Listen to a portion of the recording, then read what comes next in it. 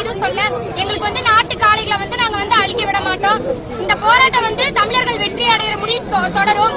ஜல்லிக்கட்டுக்கு மட்டும் கிடையாது, எல்லாத்துக்கும் தலை குனிஞ்சு இவ்வளவு நாள் நின்னோம். இனி ஒரு நாள் நாங்க தலை குனிஞ்சு நிக்க மாட்டோம்.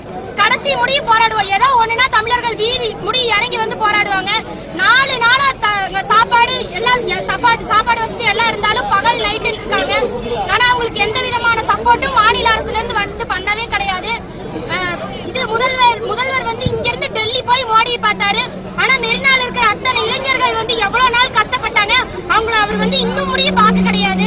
அதுக்கு ஒரு நல்ல முடிவு தெரிகிற முடியும் நாங்க கடைசி முடிவு போராடுவோம். இந்த போராட்டம் கைவிட மாட்டோம். இன்னும் அவங்க என்னதான் இப்பதான் அவசர சட்டம் கொண்டு 4 நாள் கழிச்சு அவசர சட்டம் கொண்டு வரேன்னு சொல்லியிருக்காங்க. இந்த 4 நாளைக்கு முன்னாடி அவங்க எங்க போனாங்க? அவசர சட்டம் எங்களுக்கு வேண்டாம், நிரந்தர சட்டம் தான் வேணும். ஜல்லிக்கட்டுக்கு நிரந்தர சட்டம் தான் வேணும். அவசர சட்டம் எல்லாம் ஒண்ணு போட தேவை கிடையாது. அந்த முதலமைச்சர் வந்து போய் கேட்ட அவசர சட்டம் எங்களுக்கு வேண்டாம், நிரந்தரமான சட்டம் தான் வேணும் வேணும் வேணும். 4 நாளைக்கு முன்னாடி நாங்க என்ன கேட்டோம், ஒரு 5 மாட்டை மட்டும் இறக்கிக்கிறோம்னு சொன்னா அதுக்கு முடியவே முடியாதுன்னு சொன்னாங்க. இப்ப கொண்டு அவசர சட்டம் சொல்றாங்க. 4 நாள் அங்க யார் யாருக்கு என்னென்ன பிரச்சனை நடந்ததுன்னு தமிழ்நாட்டு அரசுக்கு ஒரு கவலையும் கிடையாது. இந்த போராட்டம் கண்டிப்பா தொடரும். எல்லாரும்